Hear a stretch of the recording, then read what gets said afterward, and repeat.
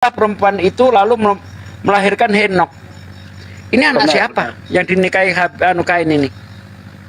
Setuju saya Bang, di situlah kejanggalan. Sementara, bentar Bang, sementara ketika Kain pergi, Adam baru punya anak 2, Habel dan Kain, ya kan? Nah, yang satu dibunuh oleh Kain, berarti tinggal 1 anaknya. Lalu pergilah si Kain itu, ya minggat, kalau dalam bahasa Jawanya, kok tiba-tiba dia nikah dengan anak siapa ini? Nah, ini kejanggalan-kejanggalan dalam Bible ini banyak sekali saya temukan, Bang. Bukan cuma ini, banyak, nanti ratusan kalau kita ungkap. Istilahnya kita melihat yang saya baca ya, karena saya suka membaca cerita, terus saya baca cerita di Islam, cerita di Kristen, sebenarnya kasus yang sebenarnya yang mana kan gitu. Karena saya menarik si kitab Taurat, dia lebih dulu terus gini Bang, Islam. Jadi saya begini, Bang, jujur terus terang di Kristen begini caranya Bang. Mana ceritanya di Kristen ini bagaimana sih, lama-lama saya sendiri jadi tambah bingung. Begini caranya kitab. Begini Bang, jangan mengadu antara Bible dengan Quran. Oke. Nggak nyambung. Karena kalau sudah berbicara kitab suci, maka kembalinya ke iman. Apa yang diceritakan oleh kitab saya, yaitu yang saya imani. Benar, setuju. Nah, jadi bagaimana caranya? Coba Anda telaah kitab Anda, itu dengan nalar, dengan akal sehat. Demikian juga Al-Quran, ketika kita membaca Al-Quran, Anda telaah dengan akal sehat. Jangan mengadu kitab suci dengan kitab suci. Toh kalau mau diadu juga, hadirkan pihak ketiga. Misalnya kita berbicara tentang ilmu pengetahuan, versi Quran, versi Bible, hadirkan versi ilmu pengetahuan. Ini baru clear. Iya. Nah begitu Bang. Itulah yang terjadi, sampai saya itu terheran-heran sama kitab-kitab ini kan. Cuman saya sudahlah, karena itu ya ajaran, jadi ya yang minimal saya tidak membenci agama manapun, saya suka mempelajari dan mempelajari. Yang menarik satu mungkin saya ingin coba. Farid izin dulu, Farid, boleh? Saya nggak pernah ngomong setengah menit kalau saya. Lanjut Bang. Ya, Anda boleh bandingkan nih. Di Bible Anda itu Lot bersinah dalam keadaan mabok kedua anaknya. Di Bible kamu itu Daud bagaimana kelakuannya kurang baik. Di Biblemu itu Yesua Mesia itu dipermalukan, ditelanjangin, dibunuh, terkutuk. Di Al-Quran, sebentar Bang, di Al-Quran semua diluruskan. Ya. Pertanyaannya, yang manakah yang Anda pilih? A. Bible, B. Al-Quran. Jadi dua-duanya saya masih pelajari ya Bang ya. Jadi belum bisa saya memutuskan mana yang benar, mana yang salah. Saya nggak punya. Kalau begitu saya nggak kasih pilihan benar dan salah. Saya ulang kembali. Saya rubah pertanyaannya.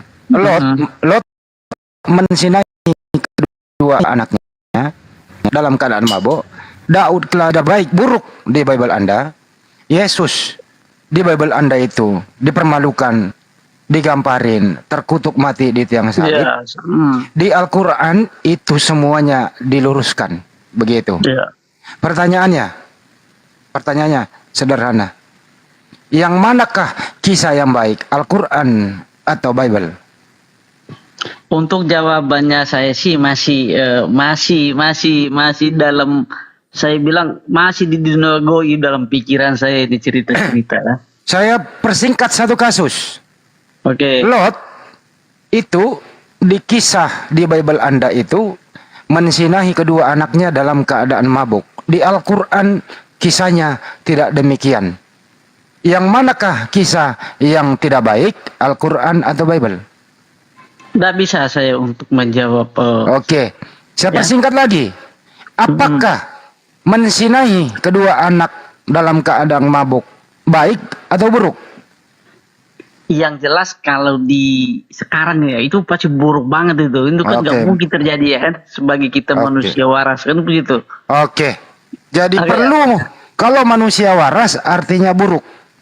Begitu ya? Ya, buruk Bang. Buruk, Makanya itu Nabi Muhammad tadi untuk turun Terima untuk kasih. memperbaiki akhlak manusia. Setelah tadi saya itu. setelah saya persingkat, perkecil, akhirnya jawabannya di Bible itu buruk. Silakan Banyuma. Terima kasih. Nah, jadi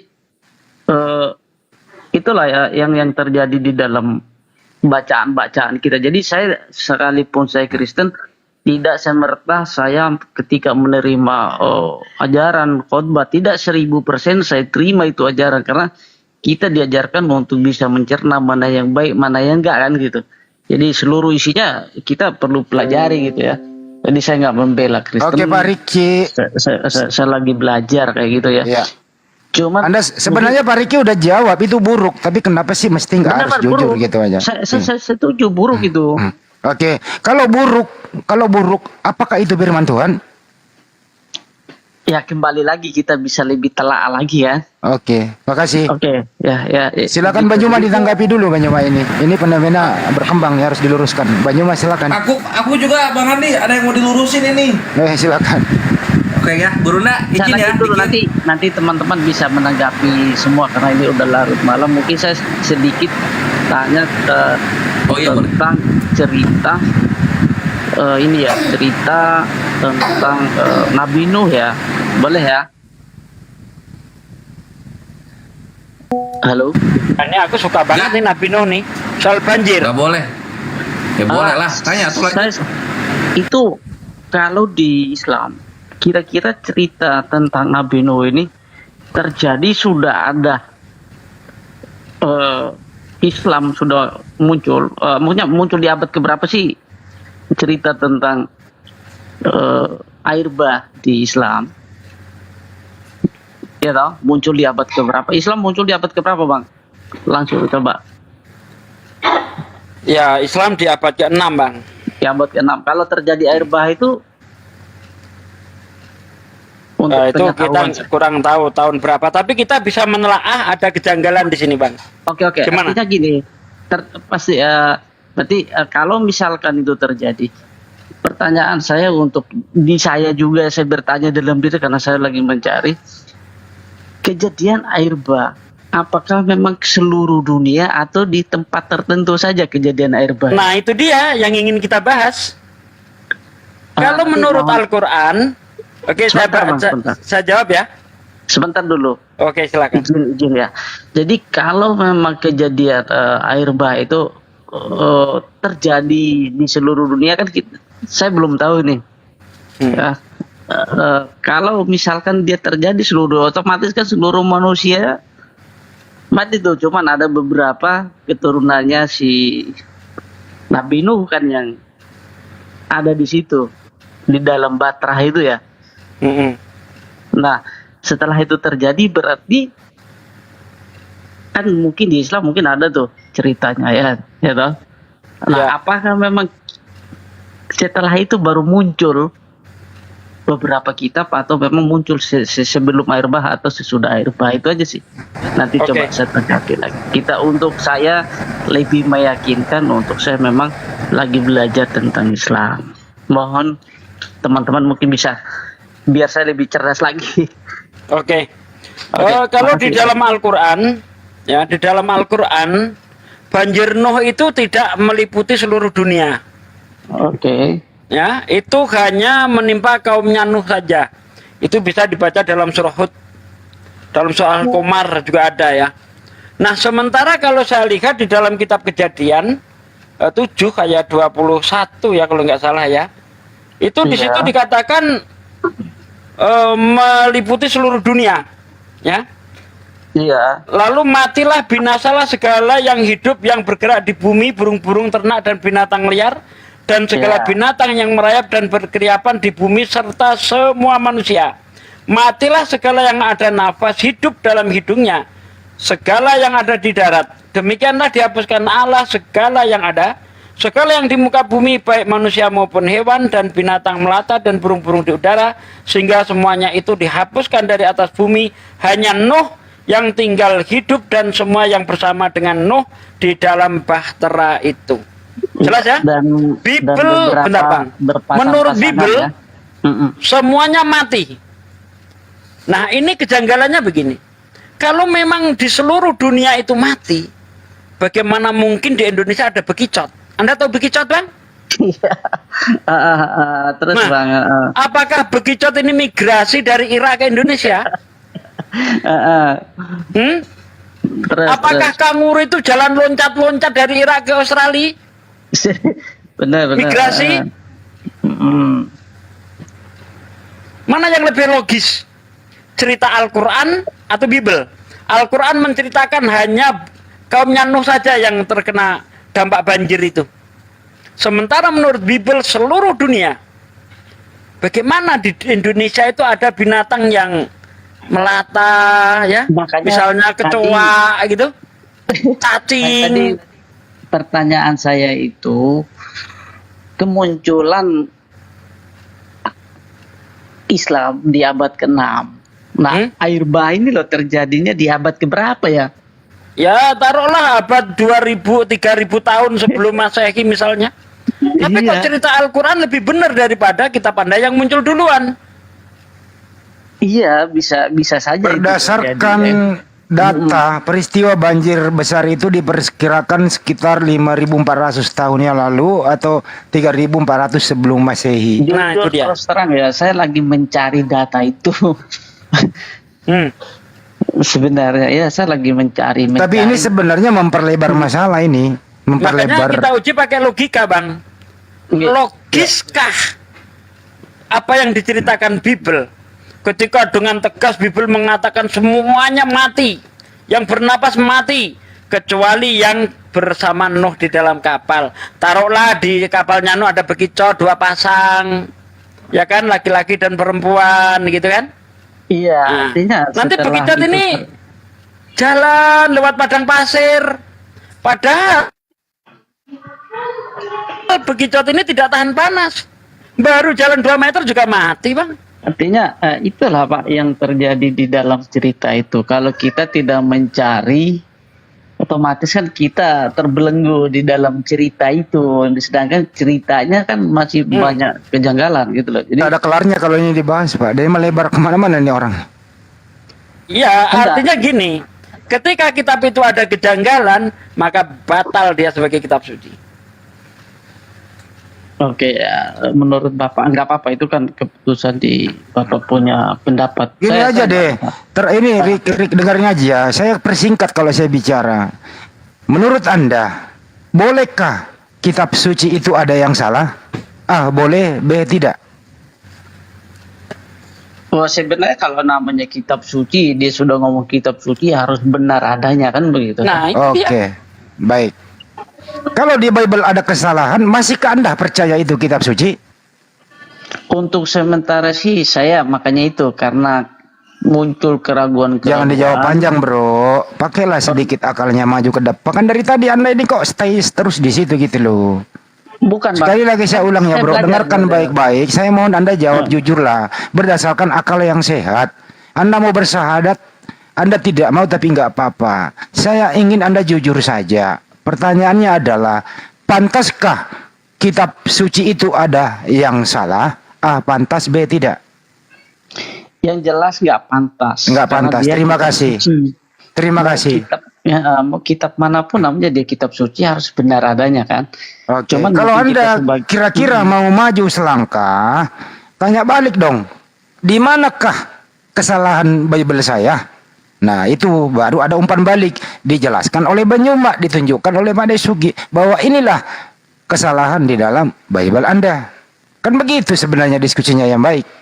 Nyambung Oke, gitu loh. Enggak masalah. Oke. Apakah Lagian kita Anda lagi perlu pembuktian kalau di Bible ada yang keliru? Yang jelas bisa ada terjadi kekeliruan, bisa saja. Tapi saya tidak bisa mengklaim karena saya belum mempelajari seutuhnya kan begitu, Bang. Di Al-Quran pun saya masih terus membaca. Oke, baik. mempelajari. Biar Banyuma nggak ngantuk. Banyuma, Oke. pantaskah? Banyuma, Assalamualaikum Banyuma. Sudah kembali? Waalaikumsalam warahmatullahi wabarakatuh. Bang Juma, pantas nggak? Pantas nggak kitab suci itu Nggak ada yang pantas. keliru? Alasannya? Alasannya yang disebut kitab suci harus suci dari noda. Kalau dia yang sudah cacat itu nggak suci lagi. Dan memang ada nubuat di dalam kitabnya teman kita Kristen. Di 2 Petrus 2 dikatakan, sebagaimana nabi-nabi palsu dulu tampil di tengah-tengah umat Israel, demikian pula di antara kamu akan ada guru-guru palsu. Di antara kamu akan ada guru-guru palsu. Mereka akan memasukkan pengajaran-pengajaran sesat yang membinasakan. Makanya di dalam ulangan 6 jelas sekali pesan Tuhan di sana kepada Bani Israel.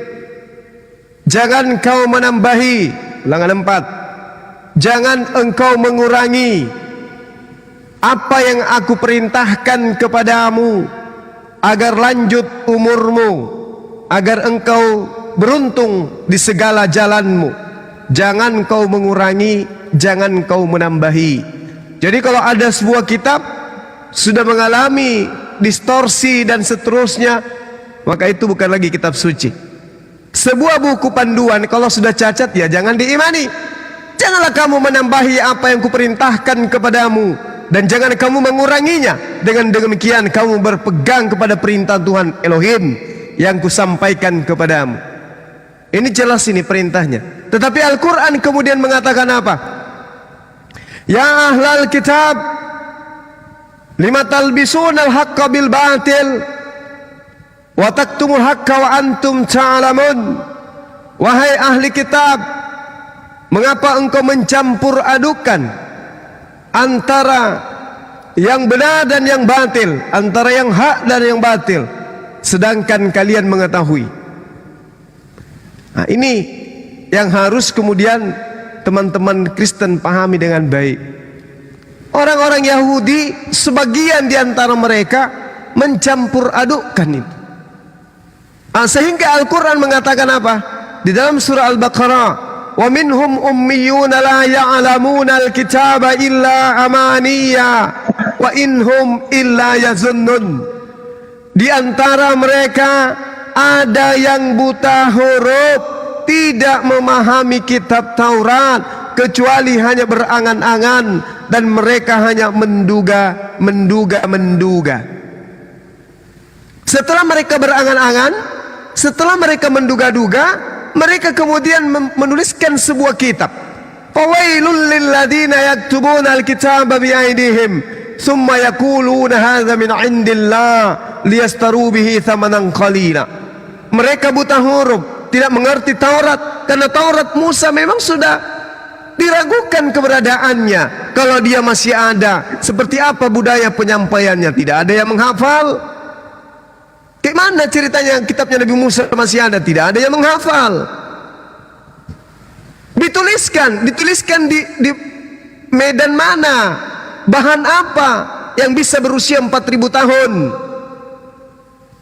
Oke, sehingga karena mereka berangan-angan, mereka menduga-duga, maka sebagian dari mereka menuliskan sebuah buku dengan tangan mereka sendiri. Kemudian mereka berkata ini dari Allah, dengan tujuan untuk menjualnya dengan harga murah.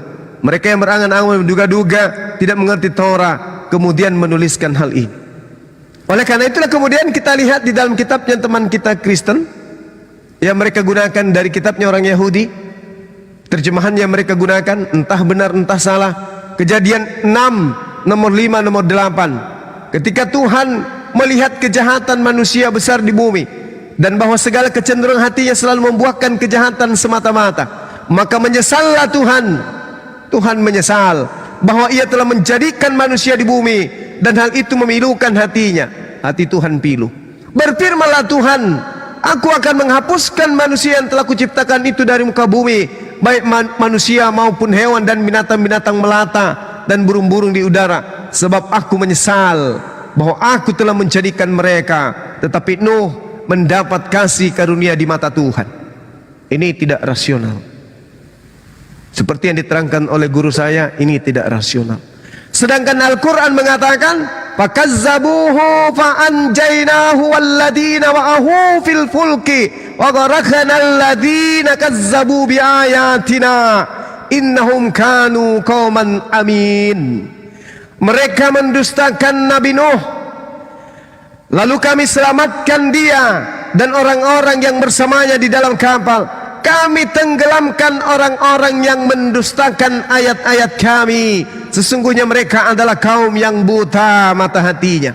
Jadi yang ditenggelamkan hanya mereka yang mendustakan ayat-ayat yang datang kepada Nabi Nuh, yang mendustakan tanda-tanda kebesaran Allah yang datang kepada Nabi Nuh, yang tidak mendustakan Nabi Nuh, yang tidak mengenal Nabi Nuh, yang tidak kepada mereka diutus Nabi Nuh, tidak ditenggelamkan. Karena Allah tidak mengutus Nabi Nuh untuk seluruh umat manusia. Nabi Nuh diutus saja kepada kaumnya. Maka yang ditenggelamkan adalah kaumnya yang mendustakan ayat-ayat Allah. Kesalahan fatal yang dilakukan oleh penerjemah Kejadian 6 nomor 5 sampai 8. Demikian. Ada tanggapan, Rik? Oke, makasih Bang. Ya. Shalom. Izinkan. Ya, permisi Bang. Jadi, Halo, saya Tony Siagian. Sebentar. Ntar dulu Pak Tony, ntar ya. Jadi kan Pak Riki dulu, Pak Rik dulu. guru Habis kita ini ternyata. Anda. Ada Habib kita, Bang Didi. Ya, Assalamualaikum, Bib. Waalaikumsalam warahmatullahi wabarakatuh. Masya Allah. Afwan, saya Makasih, Bib. ikut nimbrog ya. Silakan Habib. Masya Allah. Barakallah. Sehat-sehat Bang Juma. Alhamdulillah Habib. Ana sehat. Habib sehat kan? Alhamdulillah sehat. Alhamdulillah, Masya Hari ini Allah. kurang begitu enak badan karena suasana hujan terus di sini. Alhamdulillah. Oh, ya ya ya. Istirahat Habib, istirahat, minum vitamin. Afwan. Nanti apalah, lanjut aja dulu Bang Juma, saya dengar dulu. Baik Habib. Apa, Bib? Terima kasih. Bro Rik, bisa ditanggapi? Silakan. Oke, jadi itu pertanyaan tadi, dari tadi saya banyak pertanyaan, jadi terima kasih Bang Suma untuk penjelasan dari teman-teman. Mungkin teman-teman yang di bawah ini minta saya untuk turun, padahal kan ini room diskusi, terus saya lagi bertanya, jujur terus terang saya lagi belajar. Ya, jangan turun Bang, jangan turun. Silakan belajar Bang, nggak usah digubris di bawah Bang. Karena selama ini jujur terus terang saya berusaha sebaik mungkin, saya belajar, saya cari buku, saya belajar, cuman belum ada yang menuntun untuk lebih inilah. Mana sih kalau saya terjun masuk ke dalam Islam, satu ketakutan Yang nyuruh saya, turun itu satu, berarti sedang saya- menghalang-halangi hidayah itu. saya Nah, tidak jangan turun Bang. saya tidak paham satu ya, bagaimana ketika saya sholat, bagaimana nanti ketika, waduh, saya membacanya aja saya ini masih belum fase. Jadi saya bilang sama calon saya, kalau saya sholat, ya Allah, aku mau sholat, karena saya sulit untuk masih sulit untuk membaca hafal untuk itu loh, pas kita sholat, niat dan lain sebagainya itu saya belum hafal. Jadi ya Allah, saya mau ikut sholat Jumat sama Lah kok teman-teman. bisa belum hafal? Gimana sih? Belum, karena itu tadi Bang, saya apalagi bahasa Arab kan. Enggak ada yang bercanda, namanya juga orang lagi belajar pasti belum hafal awalnya. Lanjut. Belum. Sumpah terus terang saya masih terus belajar. Cuman setiap Jumat saya dengar khotbah, karena di kantor saya sebelahnya ada tempat ibadah. Di tiap Jumat saya sama teman-teman di situ dengar ceramah. Pokoknya saya mau sholat, saya bilang sama teman-teman, tapi dengar ceramah. Tapi kan saya belum fase untuk menghafal niat, terus yang segala macamnya belum. Oke Bang, Ikut aja dulu, Bang. mengenai masalah sedikit saya tanggapi supaya tidak kepanjangan. Mengenai masalah sholat itu, Ya. untuk orang-orang yang baru belajar itu tidak dibebankan harus hafal semua sih Bang. Misalnya Anda hanya bisa bismillah, ya bismillah, bismillahirrahmanirrahim, dah ikuti gerakan imam. Nanti Islam itu tidak diberat-beratkan ya, Oke. untuk tahap yang belajar. Sholat saja, apa yang dilakukan imam ikuti, selesai sudah. Yang penting Anda terus belajar, jangan mentok yang penting ikut imam selesai, udah bisa seperti itu. Anda harus tetap belajar. Belajar. Begitu Bang. Ya, setuju Bang. Mm-mm. Bismillah lah, semoga saya bisa terus belajar, segera bisa memahami Amin. Ya, jadi Amin. jadi gitu sih. Al-Baqarah ayat 185, my brethren teach. Saya Allah paling menghendaki suka baca kalian kemudahan Al-Baqarah dan sama tidak surat menghendaki Al-Maidah. kesulitan. Belum habis tapi. Cakep. Sip. Nanti kalau udah nyampe ke ayat 185 itu jawabannya. Boleh izin berbicara sebentar bang? Boleh, Karena Pak Riki standby dulu ya. Ya silakan Boleh. Pak Tony dari mana? halo, saya Tony Siagian, Sarjana Hukum Internasional. Ya. Selamat malam. Selamat malam. Anda dari Anda Kristen Kristen apa dari Islam, mana? Kristen Pak, saya Ini Kristen. Sasuke seobangannya belum pernah ketemu Tony. Enggak. Ya silakan. Oh, lanjut. Tadi Bang Hadi kan bertanya sama itu, Bang Rich, bagaimana tertus di Alkitab bahwa Mm-mm. Nuh itu mabuk lalu bersetubuh dengan itu dua putrinya. Apakah itu salah? Itu tidak suatu kesalahan itu Bang. Itu tidak suatu kesalahan di situ. Kamu bilang, wah kecacatan dalam Alkitab. Enggak. Karena larangan berzina itu adanya pada zaman Musa. Oh. Maka sebelum itu tidak ada Bebas. larangan di situ. Oh. Iya, larangannya kan pada zaman Musa. Mm. Yang kedua, pertanyaan Ustaz Sugi bilang, katanya Satu-satu semuanya aja dulu, lot aja Oh, dulu. iya, iya, satu-satu. boleh. Oke. Oke, ditanggapi Bang Joma, silakan. Udah ini Silakan, dulu Lot ditanggapi. itu sesudah Musa atau sebelum Musa sih? Lot sebelum Musa. sebelumnya. Nuh dulu, baru Musa. Ya lanjut deh, lanjut. Oke. Silakan Bang Juma Ya, ditanggapi. silakan. Oke, baik. Jadi menurut saudara, perintah larangan kemudian berzina itu ada setelah Nabi Musa alaihissalam. Jadi Lut pada saat itu tidak dihukum dosa. Tidak. Gitu ya? Oke. Oke, baik. Lalu bagaimana setelah datang perintah jangan membunuh, tetapi membunuh, Bang? Maka itu dosa dia. Berarti dosa besar membunuh itu. Kalau dia ngelanggar 10 perintah Allah, maka benar iya dosa. Dosa. Apakah orang yang mengimani dosa itu sebagai suatu tindakan yang baik bisa dibenarkan?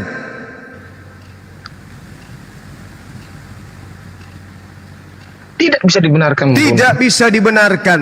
Ketika murid Yesus bertanya kepada Yesus dalam Matius 19, "Guru, perbuatan apa yang bisa menyebabkan aku memperoleh hidup yang kekal?" Kata Yesus, "Lakukanlah semua perintah Allah." Murid bertanya, "Apa perintah Allah itu wahai guru?" Yesus mengatakan, "Jangan engkau membunuh."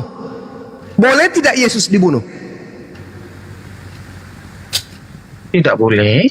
Tidak boleh. Kalau membunuh Yesus dosa atau tidak? Dosa. Siapa yang membunuh Yesus adalah pelaku dosa. Bagaimana dengan mereka yang mengimani pembunuhan kepada Yesus adalah sebuah tindakan kebaikan?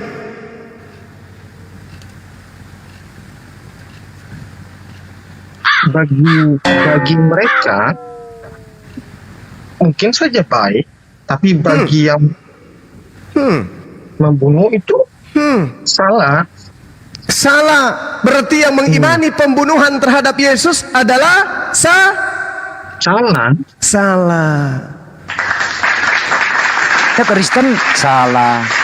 Berarti agama Anda salah karena mengimani pembunuhan kepada Yesus itu sebagai karya penebusan dosa. Betul?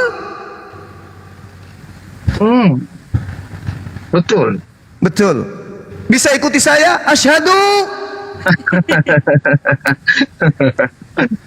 Jangan engkau membunuh, Bung. Jangan engkau membunuh. Berarti Yesus itu tidak boleh dibunuh. Haram hukumnya Yesus itu dibunuh. Sebagaimana perintah yang ada di dalam Keluaran 20 di dalam kitabnya orang Yahudi. Kemudian Yesus kembali mengatakan, jangan engkau membunuh. Andai saja saudara Tony hidup di zaman Yesus, mau enggak saudara Tony ikut berkongko dengan mereka yang melakukan pembunuhan terhadap Yesus? Mau enggak? Tidak. Tidak. Tetapi kalau Anda tidak ikut berkongko, Anda tidak ditebus dosa-dosa Anda. Pilih mana? Pertanyaan yang sulit. Ikuti saya, Bu. Asyhadu. Maaf Bang Juma. Yesus mengatakan, Yesus Ya. mengatakan di dalam pengajaran yang masih ada di dalam kitab saudara Ya. bahwa jangan engkau membunuh. Di dalam Yohanes 6 nomor 70 Yesus mengatakan, bukankah aku yang memilih engkau yang 12 orang ini, tapi salah satu di antara kalian adalah iblis. Bang Tony, yang iblis ini siapa menurut Yesus? Ya. Yudas. Hmm. Betul? Mhm. Siapa yang menyerahkan Yesus kepada tentara Romawi? Yudas, betul? Yudas. Ya. Betul? Betul? Apa akibat daripada pelaporan Yudas, pengkhianatan Yudas terhadap gurunya? Yesus ditangkap, betul? Iya. Apa akibat Yesus ditangkap? Yesus dibunuh, betul? Tepat. Siapa yang gembira dan tepuk tangan ketika Yesus berhasil dibunuh? Jawab. Kaum Israel yang menentang dia. Iblis. Mari kita buktikan. Mari kita buktikan bahwasanya yang tepuk tangan itu adalah iblis. Saya bacakan data kepada saudara. Di dalam Lukas 23 nomor 2, di situ mereka mulai menuduh Yesus. Mereka berkata, kami dapati orang ini menyesatkan rakyat. Yesus menghasut orang-orang supaya jangan membayar perpuluhan kepada kaisar, pajak kepada kaisar, sebab katanya Yesus ini adalah Kristus, seorang raja. Kemudian di dalam Yohanes 11 nomor 45 sampai 53, dengarkan baik-baik. Banyak di antara orang Yahudi yang datang melawat Maria dan menyaksikan sendiri apa yang Yesus perbuat, dan mereka percaya kepada Yesus. Tetapi ada yang pergi kepada orang-orang Farisi. Ingat, orang Farisi ini adalah orang yang dikecam oleh Yesus, dan menceritakan kejadian-kejadian tentang Yesus kepada mereka, apa yang mereka lihat tentang apa yang diperbuat oleh Yesus.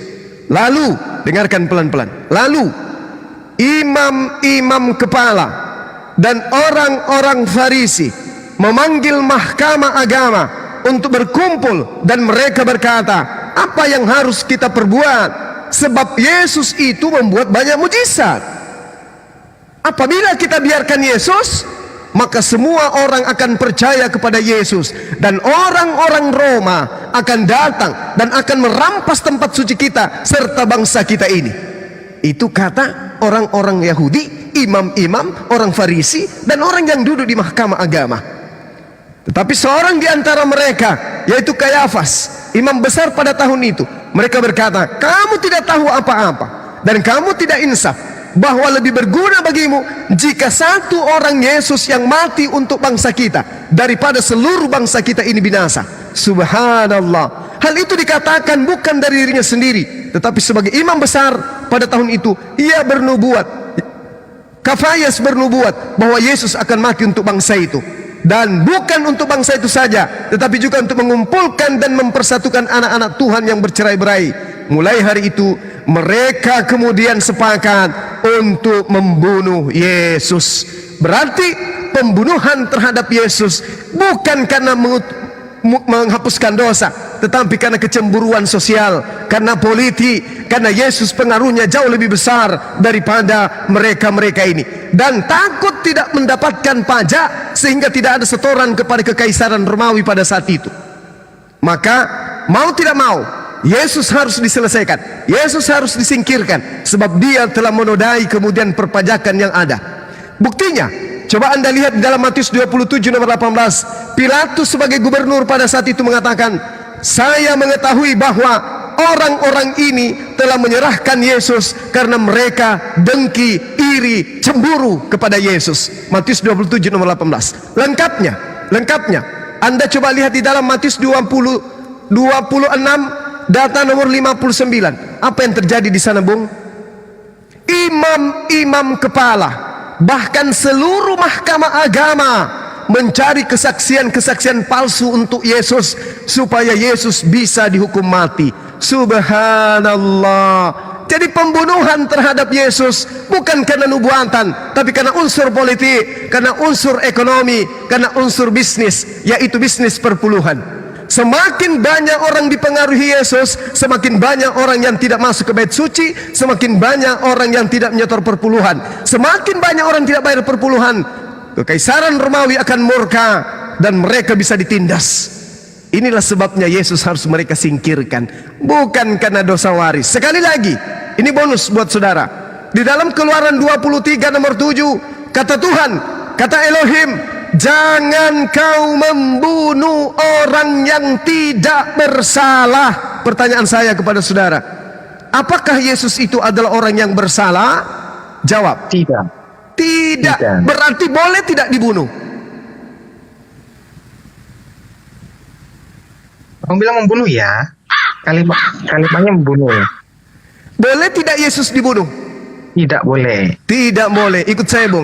Asyhadu an la ilaha illallah wa asyhadu anna Muhammadar Rasulullah.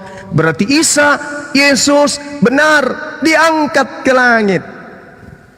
Tidak dibunuh. Tak boleh dibunuh. Baca Mazmur 91 satu perikop.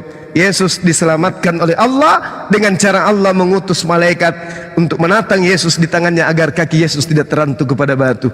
Allahu Akbar, takbir, silakan. Allahu Akbar.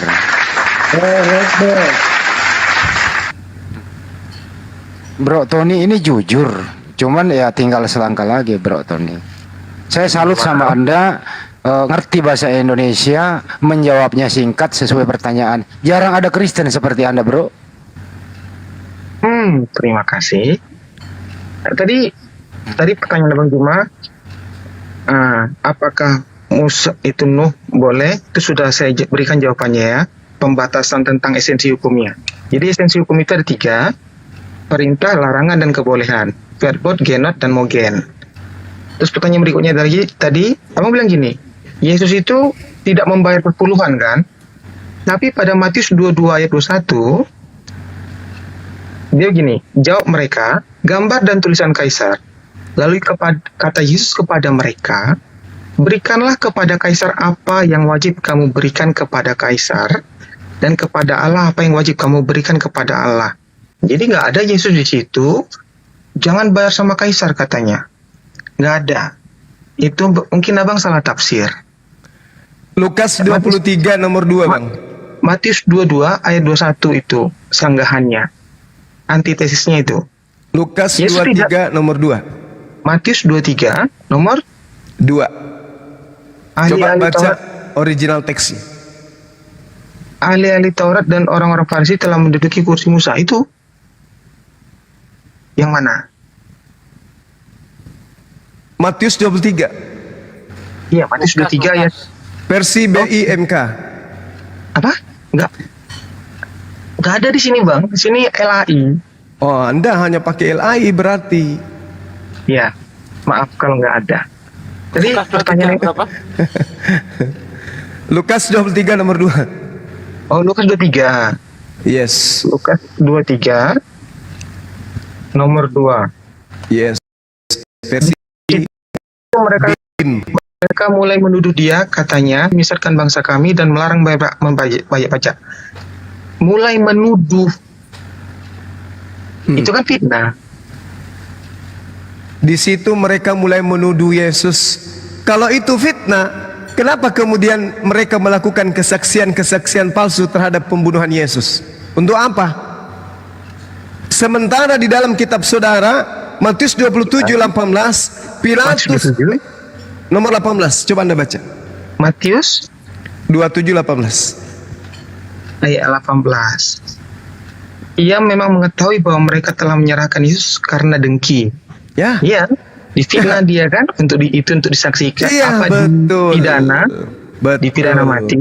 Berarti imam-imam Yahudi, rabi-rabi Yahudi, bahkan mahkamah agama, ingat, mahkamah agama dan Iya. imam Yahudi, ketika kita berbicara mengenai dua kelompok ini, itu kita sedang berbicara tentang ahli kitab yang memahami tafsiran kitab. Tetapi mereka kemudian melakukan tindakan yang mana merugikan Yesus disebabkan karena Yesus tidak berpihak kepada mereka. Baca Matius 23 satu perikop. Iya, Ya kan? iya, imam Yesus. Karena di situ untuk menjadi imam besar itu prosesnya panjang. Ya, betul. Nah, sekarang permasalahannya adalah Ya, benar tidak Yesus itu dibunuh karena kesaksian-kesaksian palsu? bohong. Ya? Dia itu difitnah. Iya enggak? Saya tanya dulu. Benar Ya. tidak? Benar tidak kalau Yesus itu dibunuh karena kesaksian-kesaksian palsu? Yesus tidak melakukan kesaksian palsu. Bang. Orang-orang yang ada pada zamannya kemudian itu melakukan kesaksian-kesaksian palsu. Betul atau tidak? Karena dengki kan, memfitnah dia. Iya. Iya, yang saya tanya, benar tidak pembunuhan terhadap Yesus itu dihasilkan dari kesaksian-kesaksian palsu? Betul atau tidak? Ini ada yang bilang Uni Risma meninggal dunia apa sih? Netizen ini? Enggak. Oh, gila. Sembarang ngomong mereka ini. Apa tadi itu Bang Juma? Maaf ya. Benar tidak bahwa pembunuhan terhadap Yesus, penangkapan terhadap Yesus itu Ya. disebabkan oleh kesaksian-kesaksian palsu? Oh iya, benar. Kesaksian palsu, iya. Berarti Yesus itu mati bukan nebus dosa, tapi dia mati karena kena fitnah. Karena mereka kemudian memfitnah Yesus sehingga Yesus itu dikatakan bersalah. Sedangkan Pilatus sebagai gubernur yang menetapkan hukuman terhadap Yesus mengatakan Yesus tidak bersalah, tetapi mereka kemudian memaksa, mereka dengki terhadap Yesus. Betul apakah enggak? Iya, benar. Betul. Berarti tidak ada penebusan dosa, melainkan pembunuhan terhadap Yesus hanya karena kecemburuan sosial. Iya. Lalu Bagian membunuh itu betul dilarang. Tapi penebusan ini hal yang lain, Bang. loh, mana dalilnya menebus dosa menggunakan darah manusia? Mana perintahnya menebus dosa kesalahan Bani Israel dengan darah manusia? Di mana dalilnya? Ada enggak? Bantu saya. Al-Quran menjelaskan di dalam surah Al-Hajj ayat 34. Allah subhanahu wa ta'ala telah mensyariatkan kepada seluruh umat yang diberikan Nabi kepada mereka. Apa kata Allah? Agar mereka mempersembahkan hewan kurban. Itu Al-Quran menjelaskan itu. Begitu juga Imamat 1 nomor 2. Katakanlah kepada Bani Israel, apabila mereka ingin mempersembahkan kurban kepada Tuhannya Elohim, maka sampaikan, ajarkan kepada mereka agar mempersembahkan hewan ternak, kambing, domba, lembu. Tidak ada manusia. Walikulli ummatin ja'alna mansakan liyazkurusmallah ala ma razaqahum min bahimatil an'am. Diperintahkan semua nabi yang diutus kepada mereka umat, tiap-tiap umat telah kami syariatkan penyembelihan kurban supaya mereka menyebut nama Allah terhadap binatang ternak yang telah direzekikan Allah kepada mereka. Ini Al-Quran menjelaskan. Imamat 1 nomor 2 juga sama. Kurban hanya boleh dengan hewan. Bahkan Yesus dalam Matius 8 nomor 4, pergilah kepada imam, perlihatkanlah dirimu kepada imam, persembahkanlah persembahan yang sama diperintahkan oleh Nabi Musa. Nabi Musa, Imamat 4, Imamat 1 diperintahkan untuk mempersembahkan kurban hewan berupa ternak. Siapa yang mengajari Kristen menebus dosa dengan darah manusia? Sedangkan di dalam kitabnya orang Yahudi, orang yang mempersembahkan manusia kepada sembahan-sembahan mereka hanya dianut oleh penyembah dewa Molok. Imamat 18:21. Janganlah kau serahkan seorang anakmu untuk dipersembahkan kepada dewa Molok, supaya jangan engkau melanggar kekudusan nama Elohim. Akulah Tuhan. Imamat 20 nomor 3. Aku Tuhan, aku sendiri akan menentang orang itu dan akan melenyapkan dia dari tengah-tengah bangsanya, karena dia menyerahkan anak manusia kepada dewa Molok. Saya setuju. Oke, sekarang saya bertanya. Di dalam Wahyu kitab saudara diterangkan bahwa Yesus itu dipersembahkan. Di dalam Ibrani 9 nomor 28 ada kata prospero, artinya dipersembahkan, bukan dikorbankan. Pertanyaan saya, Yesus dipersembahkan kepada dewa siapa? Dipersembahkan pada dewa. Iya, karena di situ original teksnya theos. Prospero, theos. Theos kan dewa. Dewa kan? Theos. Itu Dewa theos kan? kalau Ya atau Theos ya? itu Kita harus jujur. Kita harus dari jujur. bahasa Yunani. Artinya dewa. Betul? Betul? Bukan. Bukan. Lalu apa? Lalu apa, Bang? Lalu apa? Theos itu apa? Hoteos. Iya, Theos itu apa? Sang dewa. Pertanyaan saya, Yesus dipersembahkan kepada dewa siapa? Harus dijawab ini.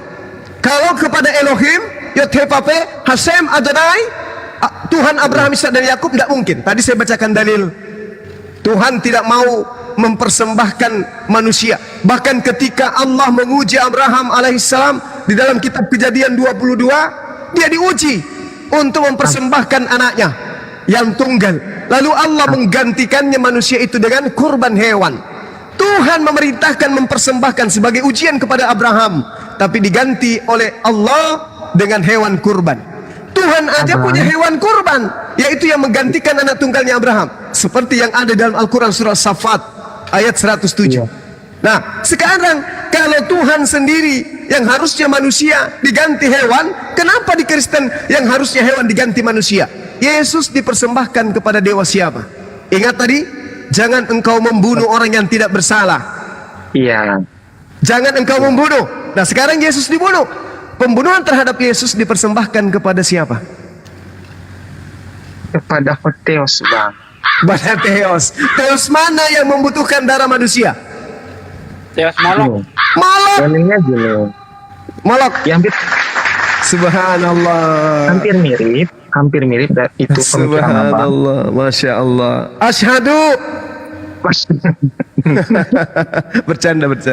Iya. Jadi hanya dewa Molok yang kepadanya dipersembahkan manusia. Gantian lah Bang ngomongnya. Oke, silakan. Tapi gua salut sama Tony ini, jujur Tony ini. Silakan Ton. Ya karena nggak boleh berbohong. Dalam perjanjian lama itu perintah Allah jangan berbohong, nggak boleh.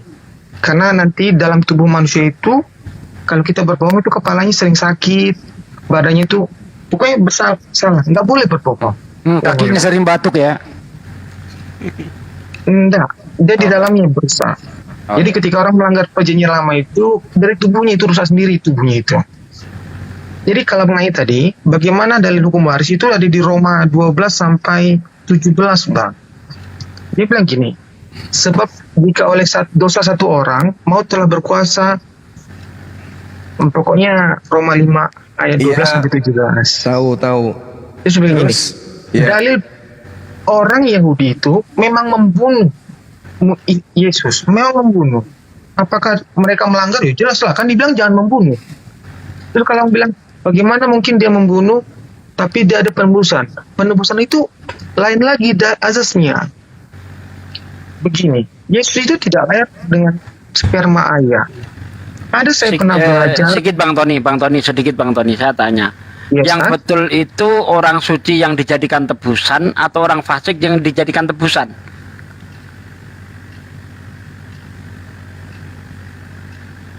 Pertanyaan yang sulit.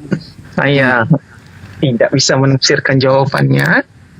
Yang betul, ya oke, karena Anda nggak bisa saya jawab. Iya. Di dalam Amsal 21 ayat 18, orang fasik dijadikan tebusan. 21:18. Orang fasik dijadikan tebusan bagi orang benar, pengkhianat dijadikan tebusan bagi orang jujur.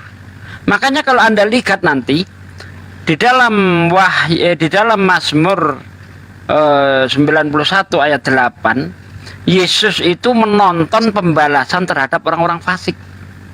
Bukan Yesus yang disalib, Yesus nonton saja pembalasan terhadap orang fasik. Itu sejarah dunia itu mencatat kebenaran tentang penyalipan itu, Ustaz Sugi. Karena pada ini kita kembali ke ajaran, jangan sejarah, Bang. Kita kembali ke ajaran di dalam kitab Anda. Yang benar itu orang fasik yang dijadikan tebusan, Orang fasik yang atau dijadikan orang tebusan. suci, orang yang tidak berdosa yang dijadikan tebusan. Orang yang tidak berdosa dijadikan tebusan ya. Nah, Wah, kok saya nggak bisa kebalik jawab, sama Ustaz. Amsal? Saya nggak bisa jawab pertanyaan itu karena Iya. terlalu premisnya itu. Kristen ini kebalik, Bang Tony. Di dalam Amsal sangat jelas orang fasik dijadikan tebusan orang benar, pengkhianat dijadikan tebusan bagi orang jujur. Lah di Kristen justru orang benar dijadikan tebusan untuk orang fasik. Kebalik-balik ini Kristen ini. Begini. Tadi pertanyaannya satu dulu, yang tentang peristiwa penyalipan itu bahwa benar adanya. Itu terbukti dari DNA darah yang cuma memiliki 23 kromosom. Manusia di dunia ini nggak ada yang 23 kromosomnya. Karena Yesus lahir itu tanpa bapak, jadi kromosom si Musa itu nggak turun sama dia. Yusuf itu tidak turun sama dia. Itu benar. Yang kedua pertanyaan itu Ustaz Suki bilang, apakah orang fasik dipersembahkan untuk orang benar? Apakah orang benar untuk orang fasik? Kayaknya ada yang salah sama premisnya lah Ustaz. Salah. Itu seperti omnipotence paradox, seperti pertanyaan, bisakah Allah menciptakan batu sangat berat sehingga dia tidak bisa mengangkat? Jadi saya nggak bisa jawab. Bukan itu, karena di Amsal jelas tertulis, Bang. Di Amsal tertulis orang fasik dijadikan tebusan bagi orang benar, pengkhianat dijadikan tebusan bagi orang jujur. Nah, di Kristen orang benar ya dijadikan tebusan untuk orang fasik, kebalik gitu loh. Iya, itu waktu argumen Netres tadi yang bilang orang benar dijadikan, iya. Mentok di Yesus sini. memang. Ntar dulu Ton, biar nggak kemana-mana. Tadi Tony udah ngakui kok waktu diskusi sama Bang Juma bahwa sebenarnya nggak boleh itu orang bersalah dibunuh untuk menebus dosa orang lain. Artinya di sini Tony udah jujur bahwa Yesus itu tidak mati disalib karena Yesus tidak ada salah. Udah dijawab sebenarnya tadi. Cuman secara transparan enggak, tapi Tony udah ngakui dengan jujur tadi itu. Oke. Tadi kamu udah akui, Ton. Apa perlu diulang lagi? Bukan. Saya yang kejar-kejaran sama waktu, Bang. Karena besok harus kerja. Mungkin diulang lagi Bang Juma tadi. Diulang lagi. Yesus tidak bersalah, kenapa dibunuh? Coba diterangi lagi Bang Juma. Iya, kalau terkait dengan dosa waris atau apapun itu, kedatangannya untuk menebus dosa dan seterusnya, adakah jalan yang bisa ditempuh kemudian untuk melanggar perintah Tuhan jangan membunuh, Bang? Dalam hal wahyu, Bang, si Rasul atau Nabi itu yang mendapatkannya sendiri. Ya itu dia, makanya ada tidak jalan untuk dihalalkan demi untuk melanggar perintah Tuhan, hal yang dilarang itu menjadi benar. Contoh, ketika Yesus mengatakan jangan engkau membunuh, boleh tidak Yesus dibunuh? Jangan membunuh itu perintahnya Musa. Dia hanya Yesus melanjutkan, ditanya, wahai guru, apa hukum yang terutama? bukan begitu, bukan itu. Wahai guru, baca Amsal 19. Wahai guru, Amsal perbuatan 19. Matius.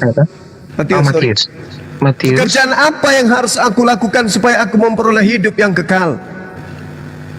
Yesus mengatakan, jika engkau ingin memperoleh hidup yang kekal, lakukanlah segala perintah Allah. Perintah seperti apa itu, wahai guru? Pertama, jangan membunuh.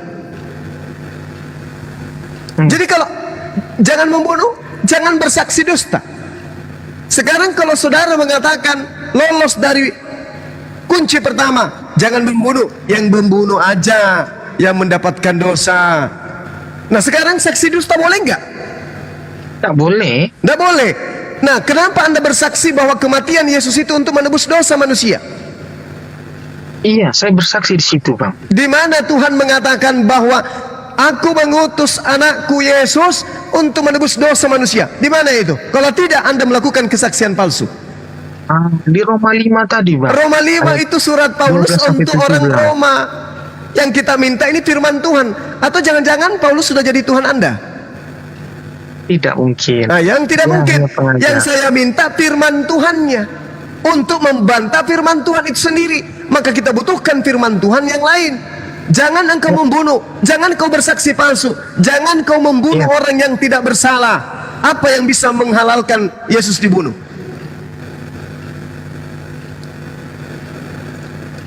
Oh, antara bunuh dengan korbankan itu hampir sama, Bang ya?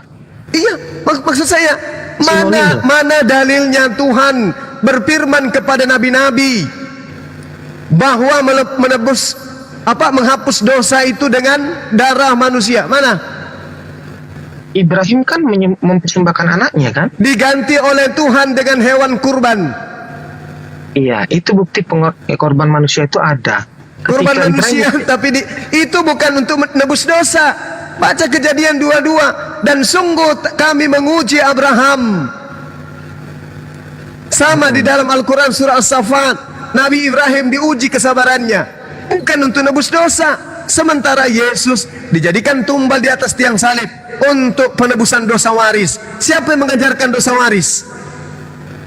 Sementara Yeskiel 18 nomor 18 dan seterusnya jelas di sana dikatakan bahwasanya dosa bapa tidak ditanggungkan ke anaknya, dosa anak tidak ditanggungkan kepada ayahnya, dosa orang fasik ditangguhkan ke atasnya, atas kefasikannya, dan perbuatan baik diberikan kepada orang yang melakukan kebaikannya. Orang diupah berdasarkan perbuatannya masing-masing, Bung. Nah, Bapak sekarang di situ B-nya huruf kecil, Bang. apanya? Bapak di situ B-nya huruf kecil, Yeskiel itu. Ya, walaupun demikian, Dengan kecil. bahasa Ibrani dan bahasa Yunani, Bukan. Aramaik itu tidak mengenal huruf besar, huruf kecil. Ini hanya pekerjaan terjemahan saja. Iya, maka B di situ bukanlah Allah ya. Ya, Di situ betul. Bapak orang tua. Iya, bapak orang tua itu betul. Bapak Iya. tidak menanggung dosa anak, anak tidak menanggung dosa bapak. Betul. Bukan Iya. bukan bapak arti dalam Tuhan, tapi bapak dalam Iya. arti ayah. Iya. Seperti itu, Bang. Nah, sekarang jika demikian adanya, kenapa kemudian ada manusia jadi tumbal di atas tiang salib?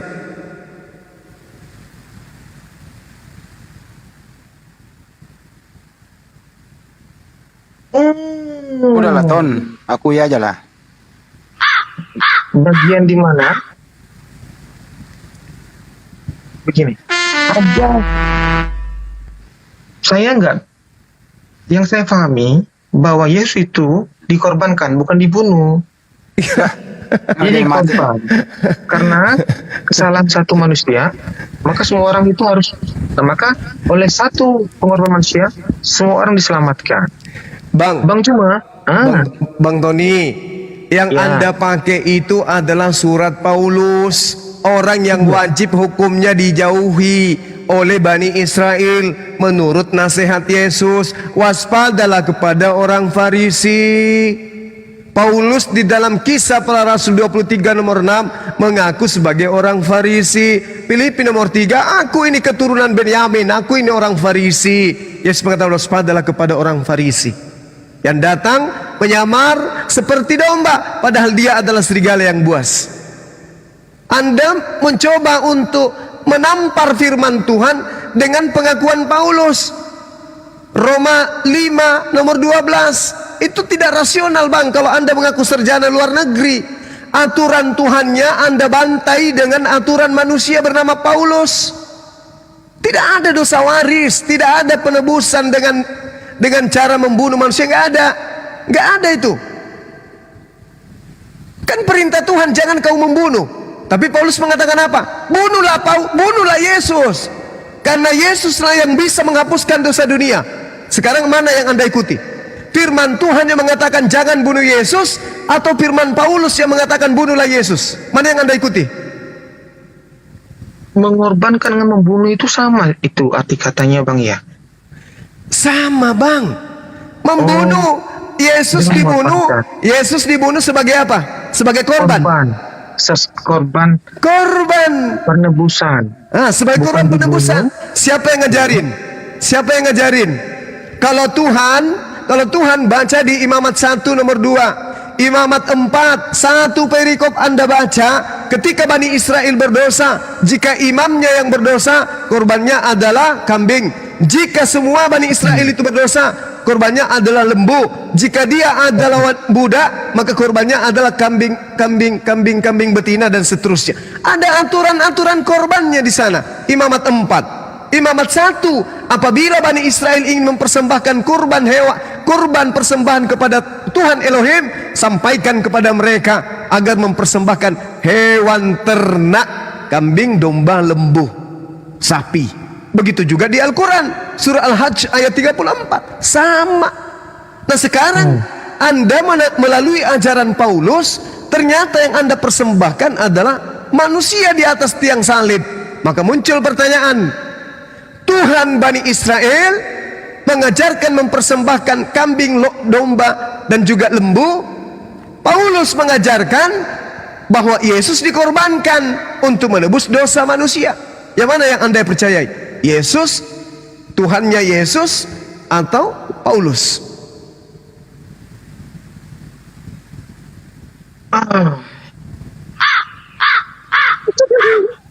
Pikir, Bo. Tony, mikir-mikir. Begini, Yesus itu yang bersedia Bang untuk dikorbankan Bang. Dia yang bersedia untuk ditangkap. Nggak ada. Bung, kalau Yesus itu bersedia ditangkap, dia ditangkap tidak perlu ada kesaksian palsu. Kalau dia itu Tuhan yang datang jadi manusia untuk dibunuh, begitu dia datang kepada Bani Israel, dia akan kompak dengan Paulus. Di dalam Galatia 1, Paulus mengaku, aku dipilih menjadi rasul dari sejak rahim ibuku. Tapi kenapa tidak pernah ketemu? Kemudian, kalau Yesus itu betul-betul datang untuk menjadi tebusan di atas tiang salib, maka sudah pasti imam-imam rabi-rabi Yahudi, mahkamah-mahkamah agama yang paham kitab mereka tidak perlu melakukan kebohongan untuk membunuh Yesus. Dan Yesus sendiri akan tampil, wahai hambaku Bani Israel, akulah Yahweh yang datang kepada bapa kalian Abraham, Ishak dan Yakub. Sudah tiba saatnya kalian membunuh saya di atas tiang salib agar dosa-dosa kalian dihapuskan. Harusnya kayak begitu.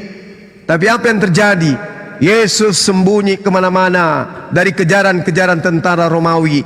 Ingat, di dalam Markus 14 nomor 50, ketika Yesus ditangkap, semua murid Yesus lari tunggang langgang meninggalkan Yesus. Iya.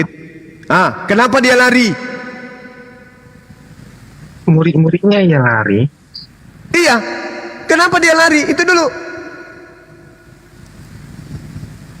Karena manusiawi sekali kalau orang ditangkap, dia tidak tahu salahnya apa lari. Kalau Yesus mengajarkan dirinya datang untuk disalib, Yesus datang untuk dia mengajarkan dirinya disalib dan mati dan bangkit hari ketiga, murid-murid tidak akan lari. Kenapa? Karena dia mendapatkan pengajaran dari gurunya, aku mati, aku ditangkap, aku bangkit pada hari ketiga. Mana faktanya? Bangkit pada hari ketiga dulu Bang. Kalau dia bangkit pada hari ketiga, Bung, dan itu sudah diajarkan oleh Yesus, kenapa di Lukas 24 nomor 37 ketika Yesus kemudian datang di tengah-tengah muridnya yang mengira Yesus sudah ditangkap, tiba-tiba dia, begitu Yesus menampakkan diri di tengah-tengah mereka, mereka ketakutan sebab mengira melihat hantu. Iya. Kenapa mengira melihat hantu? Kenapa? Ya karena pemikiran mereka udah mati, tiba-tiba kok nengok jadi hantu. Berarti tidak ada ajaran dia akan bangkit pada hari ketiga.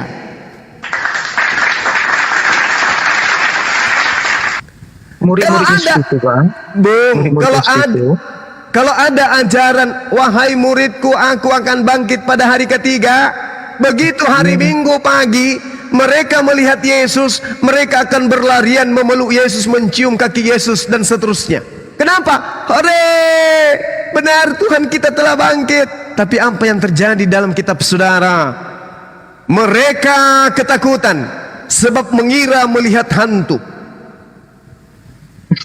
Kalau dia hantu ya takut semua orang Bang, tiba-tiba hidup. Kan sudah diajarkan. Aku akan bangkit pada hari ketiga, Yando. Tapi karena tidak pernah diajarkan, yang ada di dalam benak mereka, guru kita sudah mati. Tiba-tiba muncul, kaget mereka, hantu ini kayaknya. Kan dia sudah mati, kok dia bisa bangkit? Hantu ini hantu ini.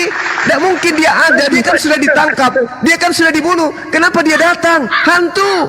Tapi Yesus mengatakan apa? Ada apa dengan kalian ini? Baca data selanjutnya. Akulah ini Yesus. Lihat tanganku, lihat kakiku, rabalah aku. Murid-murid belum yakin, mereka masih ragu. Yesus mengatakan apa? Adakah di antara kalian yang punya makanan? Yesus Aku seketika lapar, itu, iya, diberikan Aku apa? lapar. Ikan goreng dan Iya. sedikit madu. Yesus makan ikan goreng untuk membuktikan dia hantu, dia bukan hantu, atau untuk membuktikan dia Tuhan. Ayo bang, jujur bang. Yesus makan ikan goreng untuk membuktikan dia bukan hantu, atau untuk membuktikan dia Tuhan. Jawab. Tentukan dia itu bukan hantu lah. Alhamdulillah, Masya Allah. Diskusi kita selesai. Sekarang saatnya Saudara Tony untuk merenungkan. Silakan Bang Handi. Ton, kalau Yesus rela mati, kenapa dia berdoa, Ton? Di Matius 26:39. Iya, dia berdoa sama Adonai. Dia kan rela mati. Terus kenapa dia berdoa lagi untuk diselamatkan? Di situ hanya ketakutannya yang muncul, Bang. Coba baca Bukannya ada Matius ketakutan. 26:39. Matius 26 ayat 39. Ya. Matius Bang Juma tadi 26. terlewatkan itu, Bang Juma. Matius silakan, 26 ya. Bang, silakan. 39 ya. Iya. Maka ia maju sedikit, lalu sujud dan berdoa, katanya, "Ya Bapakku, jikalau sekiranya mungkin, biarlah cawan ini lalu daripadaku, tetapi janganlah seperti yang ku kehendaki, melainkan seperti yang engkau kehendaki." Ya, dia berdoa sama Allah ya. Tapi kan tadi Anda mengatakan Yesus itu memang rela untuk mati, tapi bukan kehendaknya. Kenapa bertolak belakang? Kok dia berdoa? Makanya dia bilang untuk kehendakmu, katanya. Dia itu udah tahu kemanusiaannya itu takut loh, Bang, untuk mati. Katanya rela untuk mati. Rela. Rela atau takut? Itu sama.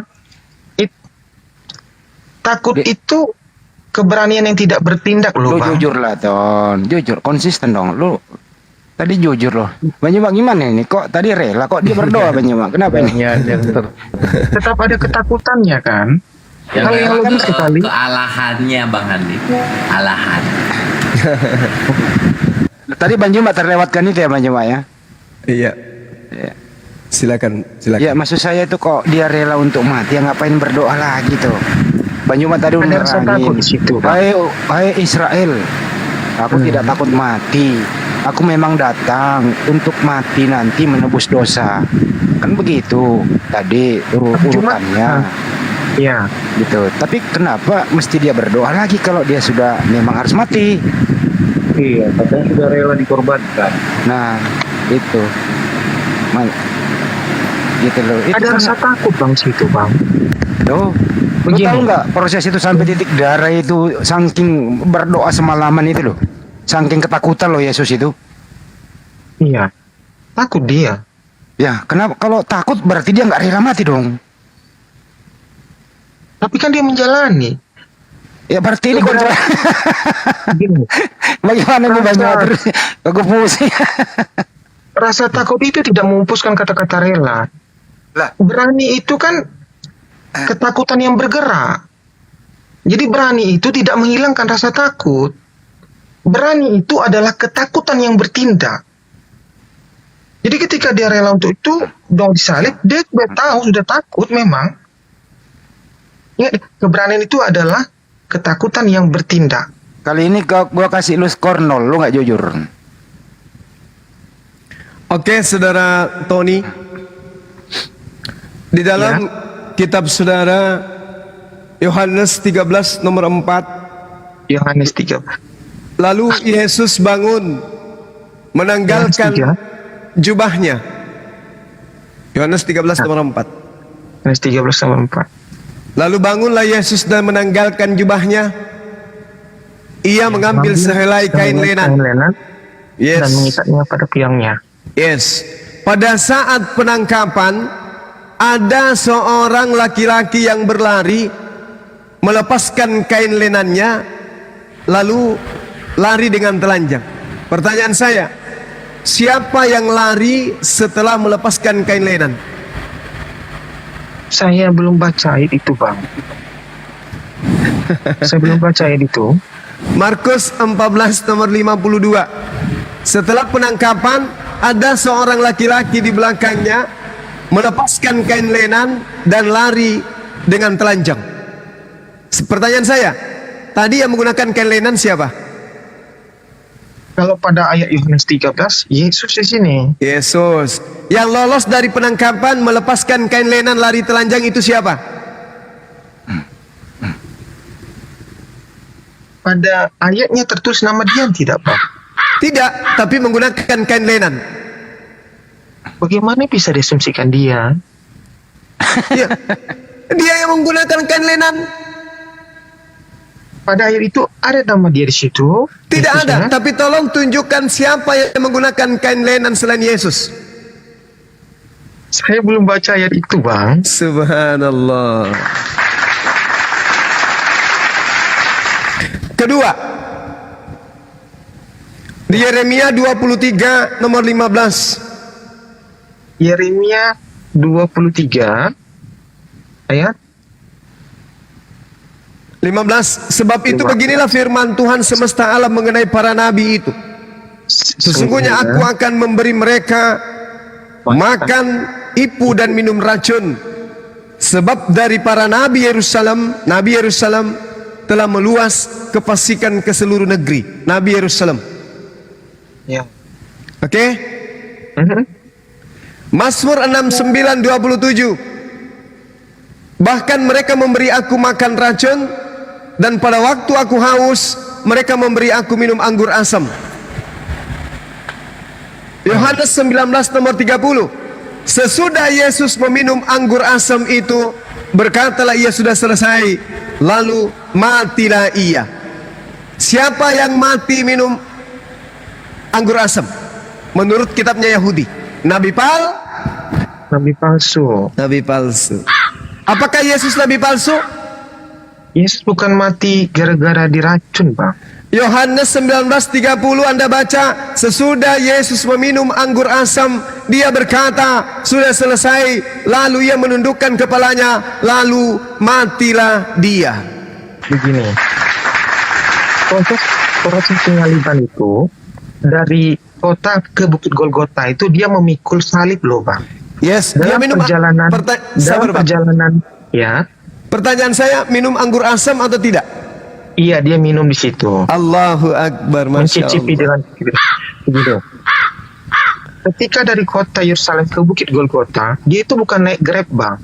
Dipikulnya salib yang berat itu. Sudah, dalam perjalanan ke Bukit Golgota itu, dia itu dicambuk dengan cambuk yang tiap ujungnya itu ada kain yang mencabik kulitnya. Pas gitu. Sadis banget ya. Setelah sampai di atas, dia itu dipaku, dicucuk tangannya dengan Buset. bagaimana mungkin seseorang dengan penderitaan separas itu, demikian banyak penderitaan, mikul salib, tidak dikasih makan, kayaknya tidak dikasih makan, saya nggak tahu lah ya, mikul salib, Nggak dikasih minum. dicambuk, lalu dipaku tangan kakinya, Sadis dan banget ya. ketika dikasih minum anggur, dia mati gara-gara anggur. Gimana coba? Lah itu faktanya, dalilnya kayak gitu. Lalu dia minum anggur, lalu matilah dia. Dalilnya begitu, Bang. Iya, tapi bukan gara-gara anggurnya. Lah, Proses penderitaan faktanya di situ belum ditusuk tombak. iya, Mati dia belum langsung dulu. di situ. Baru ditusuk tombak itu, perutnya keluarlah cairan dan memang seperti seolah-olah mati gara-gara anggur tadi. Sadis banget ya. Berarti dalilnya salah. Benar. Dalilnya benar. Dalilnya mengatakan lalu matilah ia. Iya. Mati, belum ditombak. Ada namanya proses investigasi dalam hukum, Bang. Buset. Tahu, saya paham, saya ngerti. Iya. Saya ini sarjana bahasa daerah di luar negeri. Paham saya. Iya. Jangan karena tiba-tiba ada orang berdarah mati, jatuh pisau, abang yang megang pisaunya, Dalilnya abang mengatakan maka matilah dia. iya, mati. Oke. Sudah sebegitu banyak penderitaan yang dialami. Bang Juma, yakinlah saya ingin. Bang Tony, kalau Iya, Ustaz. memang penyebabnya itu dicambuk, disiksa, tidak mungkin Pilatus heran. Karena memang pada faktanya tidak ada orang disalib mati dalam waktu sekejap, minimal 3 hari. Kalau Sakit penderitaan itu, yang Ustaz. Yesus terjadi pada Yesus, dicambuk dan sebagainya Cuma itu 3 jam. menjadi penyebab kematian Yesus, Pilatus tidak heran. Berarti Pilatus sudah sering melihat hal itu. Tapi Pilatus heran karena memang faktanya tidak ada orang mati disalib dalam waktu 3 jam. Jauh loh, Minimal Pak Ustaz, 3 jarak hari. Yerusalem. Jarak Apa Yerusalem. faktanya? Faktanya Bang, ini saya kasih fakta. Faktanya 2 orang yang ada di sebelah kanan dan kiri Yesus Masih hidup. itu tidak mati disalib. Dia nanti mati ketika kakinya dipatahkan. Itu fakta bahwa Yesus tidak mati dalam waktu 3 jam. Monggo Bang Juma. Matinya kenapa? Minum racun. Lanjut. Minum racun, Nabi palsu dia, sebab bukan Nabi Isa itu. Yang ketiga, Lukas 22:16, Yesus berjanji tidak akan makan roti Paskah lagi selain nanti di kerajaan surga. Tetapi Lukas 24 nomor 30, waktu kemudian Yesus itu keluar dari makam, Yesus makan roti. Ini jelas bukan Yesus yang asli nih, karena yang asli mengatakan tidak akan makan roti lagi kecuali nanti di surga. Tapi ternyata setelah penyaliban ada Yesus makan roti. Ketiga, keempat, Matius 26 nomor 29, Yesus berjanji tidak akan minum anggur lagi. Tetapi yang saya katakan tadi dalam Yohanes 19:30, Yesus minum anggur lalu menyerahkan nyawanya, lalu matilah dia. Paham ya? Yesus Amsal tidak pernah 11. menyebut Tuhannya dengan sebutan Eli. Ya. Yesus tak pernah menyebut Eli, sementara yang disalib teriak Eli. Amsal 11 nomor 8, orang benar diselamatkan dari kesukaran, lalu orang fasik yang akan menggantikannya. Amsal 21 nomor 18, orang fasik dipakai sebagai tebusan bagi orang benar, dan pengkhianat sebagai ganti orang yang jujur. Tergenapi semuanya ya. Sekali lagi, Amsal 11 nomor 8, orang benar diselamatkan dari kesukaran, lalu orang fasik menggantikannya. Siapa yang fasik? Yang berkhianat terhadap Yesus. Aku yang memilih engkau yang 12 orang ini, tapi salah satu di antaramu adalah iblis. Siapa iblisnya? Sang pengkhianat. Sang pengkhianat ini adalah orang fasik. Amsal 11 nomor 8 nubuatannya jelas, orang yang benar diselamatkan, lalu orang yang fasik menggantikannya. Amsal 21:18, orang fasik dipakai sebagai tebusan bagi orang benar, dan pengkhianat sebagai ganti orang yang jujur. Subhanallah. Nabi Isa alaihissalam diselamatkan oleh Allah Subhanahu wa taala, lalu yang menggantikannya adalah orang yang diserupakan dengan beliau. Saya kira begitu Bang Ton. Anda butuh istirahat, Anda butuh minum air hangat, Anda butuh piknik. Renungkan hasil diskusi kita pada malam hari ini. Semoga sehat selalu Bang Tony. Terima kasih Bang Juma. Terima kasih. Izinkan saya, karena besok saya kerja. Siap. Ton, Ya? satu lagi dulu Ton. Tadi kan gini Ton. Itu. Sebentar dulu Ton, lu dengerin gua dulu nggak bener lu. Iya. Ini Iya, dulu, bener. Ton. Tadi kan menurut kesepakatan bersama nih di kitab Perjanjian Lama lah disebut di sana itu nggak boleh membunuh, apalagi membunuh orang yang tidak bersalah, betul ya? Iya, nggak boleh. Nggak boleh. Terus kenapa Paulus membolehkan membunuh Yesus? Yang mana yang lu percaya? Suatu pengorbanan itu melalui kematian, Bang. Kan dilarang membunuh ya orang tidak bersalah.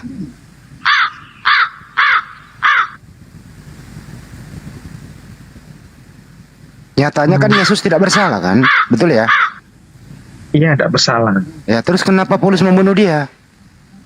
Tidak ada Paulus membunuh Yesus, Maksudnya Bang. kenapa Paulus menulis membunuh Yesus? Hah? Paulus menulis membunuh. Tidak ada membunuh itu, Bang. Ibrani. Itu korban. Ibrani 9 dikorbankan.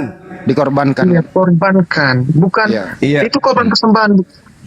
Untuk menjadi korban persembahan dia itu melalui kematian. Oke. Tapi dia kan diselamatkan pada hari yang ketiga. Yesus itu Sesuai dengan nubuatan. Yesus itu korban setelah dia mati atau dia tidak mati jadi korban?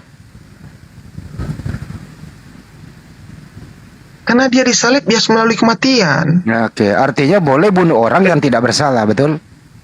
Tidak boleh. Terus kenapa dilakukan? Kenapa dipersembahkan gitu loh? Ya, Prospero, Ibrani 9:28. Itu. Ton, lu jujur dong, Ton. Gua gigit kupingku nih. Jangan. Saya baca buku dulu karena sekarang sudah betul-betul malam, Bang. Besok saya harus kerja. Lain kali saya join lagi Tapi deh. begini, Ton. Gua memberi apresiasi kamu kalau ada skor ya 0 sampai 10, gua kasih lu skor 8 kejujuranmu malam hari ini. Berbeda dengan Kristen yang lain, kalau diskusi 0 sampai 10 nilainya -7. Lu dapat 8 kejujuran. Betul ya, Bang Terima Juma? kasih. Iya. Terima kasih. Ya, gitu. Semoga besok-besok kejujuranmu itu benar-benar ikhlas dalam hatimu. Artinya apa? Kejujuran itu membuka cakrawala berpikir dan akalmu mulai maju, kemudian keluar dari doktrin yang bisa membuat akalmu tidak berfungsi. Oke? Terima kasih Bang Andi. Izinkan saya permisi dulu. Kalau saya nggak permisi izinkan aja. bagaimana? Kalau nggak saya izinkan bagaimana? Ya, Mau apa? besok kerja, Bang. Besok kerja. Susah. Oke, brother. Thank you ya. Ya, selamat malam. Bang Juma, Ustaz, Iya. silakan permisi ya. Makasih Bang Tony. Saya Tony dari kayak mana lagi? Ada biasanya tuh. Saya Tony Serjana. Apa dia bilang Serjana? Iya, lupa dia. Kayak mana dia tuh? Kalau dia Tapi mau anak panggil. ini udah jujur loh Bang Juma ya. Ada jujurnya lah. Iya, semoga aja. Insya Allah. Pelan-pelan. Bener. Diskusinya enak, jujur, tidak ngotot kayak yang tadi gitu loh. Beda sama si Pipo kalau ditanya. Gimana kalau Pak Pipo udah makan? Apa itu makan? Nah itu. Itu dia. Apa hikmah apa hikmah ini Bang Juma dan Pak Desugi, tolong bergantian. Apa hikmah kita membahas dalam hal tidak boleh ya ada tumbal manusia? Kenapa di peristiwa Nabi Ibrahim itu digantikan dengan hewan? Apa hikmahnya di sini, Pak Juma? Dan Pak Desuki silakan. Iya, silakan Akhi. Bang Juma aja, semua diwakili Bang Juma udah nanti selesai. Bu. Iya. Allah Subhanahu wa taala menjelaskan di dalam Al-Qur'an Al-Karim. Bismillahirrahmanirrahim. Likulli ummatin ja'alna mansakan hum nasiku fala yunazi'annaka fil amr wada'u ila rabbi. Ya, setidaknya seperti itu ayatnya Bang Handi. Di situ Allah menerangkan begini. Bagi setiap umat telah kami tetapkan syariat tertentu yang harus mereka amalkan. Maka tidak sepantasnya mereka berbantahan dengan engkau dalam urusan syariat ini. Dan serulah mereka kepada Tuhanmu, sungguh engkau wahai Nabi Muhammad berada di jalan yang lurus. Innaka la'ala hudam mustaqim. Ini pernyataan Allah. Jadi bagi setiap umat telah disyariatkan ketetapan bagi mereka yang sudah ditentukan kemudian untuk mereka amalkan. Itu sudah ada itu, Ngadi. Jadi mereka kemudian orang-orang yang diberi syariat seperti kemudian apa yang disyariatkan Allah kepada Nabi Ibrahim dan keturunannya, itu adalah satu pegangan yang tidak akan mungkin kemudian dirubah oleh siapapun. Bahkan kalau kita melihat di Islam, apa yang terjadi setiap tahun kemudian kita persembahkan seperti Idul Kurban dan seterusnya, ini ternyata Allah sudah menggariskan memang. Makanya di dalam Al-Quran surah Al-Hajj ayat 34 seperti yang saya uraikan tadi, bahwasanya Allah memberikan kemudian syariat kepada setiap umat di mana mereka disyariatkan untuk mempersembahkan hewan kurban. Imamat 1 nomor 2 juga demikian. Yesus di dalam Matius 8 nomor 4 juga demikian. Mempersembahkan hewan kurban berupa ya hewan, namanya juga hewan kurban, bukan manusia kurban. Begitu Bang Handi. Masya Allah. Makasih Bang Juma. Sebelum ke Kores yang masih muda saya suruh kerja, saya sambut dulu nih. Wilgon 07. Wih, Selamat malam. Selamat malam. Ya, Anda dari Kristen apa bagaimana? Kristen saya. Oke. Ada yang ingin ditanggapi atau kalau belum menyimak tadi ada yang mau ditanggapi atau bagaimana? Saya nggak tanggapi sih, cuman mau bertanya saja. Nah, boleh, silakan. Baik. Menarik sekali untuk diskusinya yang barusan saya dengar. Tapi kembali lagi ya, namanya kepercayaan, namanya iman itu kan terpulang kepada kita ya masing-masing ya. Nah, cuman beberapa hari yang lalu juga saya menonton live. Ada pertanyaan yang saya mau tanyakan gitu. Karena menurut saya harusnya semua kita manusia gitu menyembah satu Allah begitu ya, tapi ternyata tidak seperti itu, banyak keyakinan. Nah, kalau kita belajar ini sepengetahuan Pertanyaannya saya saja, Mas. Oke. Islam kan setahu saya mulai ada tahun 700 ya kalau nggak salah ya. Nah, jauh sebelum itu kan Allah memilih umat Israel sebagai umat pilihannya. Yang kita tahu YHWH kan yang Pertanyaannya, Mas. yang susah untuk disebut. Ya. Iya. Pertanyaannya apakah Allah yang disembah oleh orang Islam itu sama dengan Allah yang disembah oleh orang Yahudi? Nah, karena kalau misalnya kita tarik Ya, ke cukup. belakang kan Udah istilahnya dapat. ada dua Allah di sini. Udah dapat. Nah, Mestinya Ya. ditambahin satu ya, moderator itu aja pertanyaan nambahkan. saya. Apakah sembahan Yahudi, apakah sembahan umat Islam, apakah sembahan Kristen itu sama? Kan begitu. Adil dong dalam menjawab. Jangan Anda cari remis di sini. Untuk Mikana, kami tidak Ya. persilakan naik di sini. Mikana itu hanya naik ingin cari popularitas karena penontonnya udah sepi. Nanti kalau dari sini kembali ke sana gitu ya. Jadi kami Iya, tidak akan saya naik kami karena nggak ikut campur. sampai tahun 2023 selesai. Menurut saya. Iya. Silakan Pak Juma dijawab. Karena itu apa ya? Pelawak. Iya, iya. Membantah dalil dipleset-plesetin, sudah terjemahan, wah disalah-salahkan lagi. Jadi gini, Bung. Al-Qur'anul Karim menjelaskan bismillahirrahmanirrahim. Wa wassa biha Ibrahimu banihi wa Yaqub. Itu jelas itu. Ya bani ya innallaha astafa lakumuddin fala tamutunna illa wa antum muslimun. Nabi Ibrahim alaihissalam, Abraham kalau di dalam agama Yahudi, mewasiatkan kepada keturunannya dan juga kepada Yakub. Apa yang dikatakan kemudian? Wahai anak-anakku, sesungguhnya Allah, innallaha astafa lakumuddin, innallaha astafa lakumuddin. Sesungguhnya Allah telah memilih jalan ini untukmu, maka janganlah kamu mati kecuali dalam keadaan muslim. Berarti Abraham sudah mengenal Tuhan pencipta langit dan bumi itu bernama Allah. Oh, tapi kan itu di Al-Quran, Bang. Oke.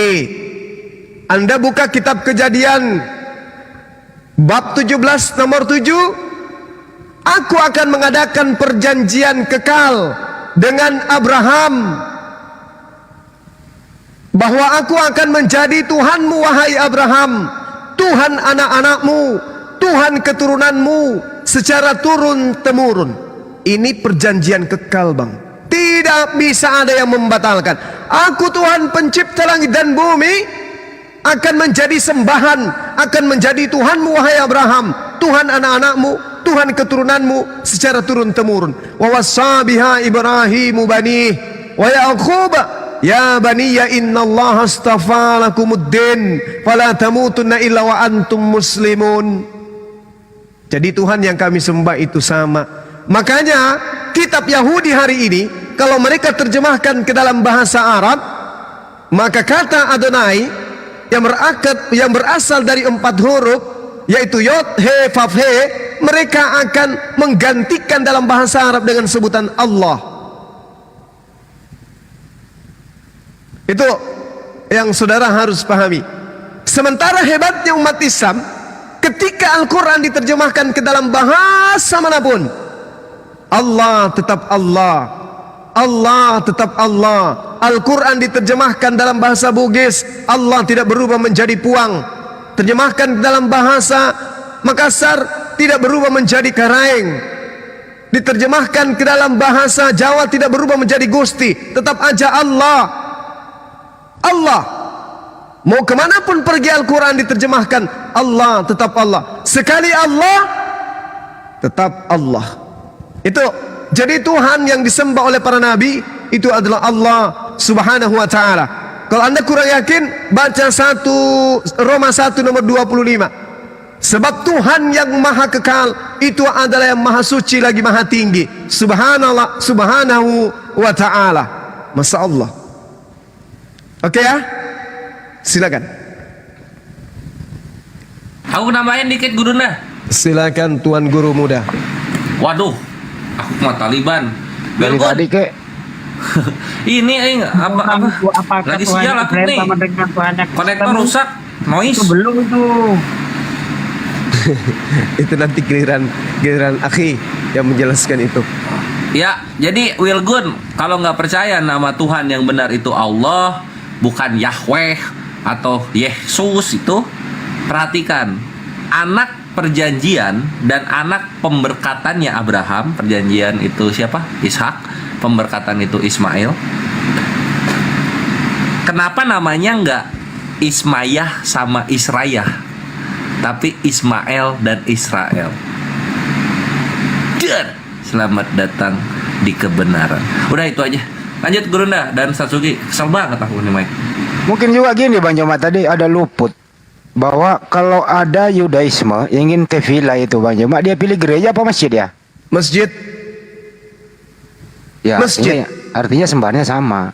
Ya, karena di Islam mereka mengenal Tuhan mereka di Yahudi Hakodes. Ya. Sementara di Islam juga dikenal Al-Quddus, Maha Suci. Kenapa nggak pilih gereja dia Bang Joma? Karena gereja itu adalah tempat berhala. Apa buktinya berhala? Di dalam kitabnya orang Yahudi, Yesaya 43 nomor 10, engkaulah saksi-saksiku, tidak ada Tuhan yang dibentuk sebelum aku, dan tidak ada Tuhan yang dibentuk setelahku. Yesus itu adalah manusia yang kemudian dianggap sebagai Tuhan. Sedangkan Yesus itu adalah makhluk yang dibentuk. Roma Itu makna. 14:9 ya. Iya. Masa? Roma 14:9. Untuk itulah Yesus mati agar bangkit menjadi Tuhan, baik untuk orang berdosa, baik untuk orang hidup maupun orang yang telah mati. Oke, baik. Wilgon sebentar 666 di mute dulu. Wilgon 07 silakan ditanggapi.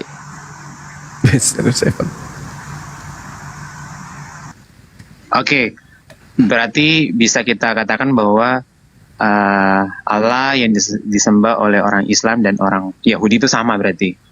Ya. Ya. Oke, saya itu saja pertanyaannya. Kalau Wilgon kalau ditanya balik, kalau Tuhannya Kristen sama nggak dengan Tuhannya Yahudi?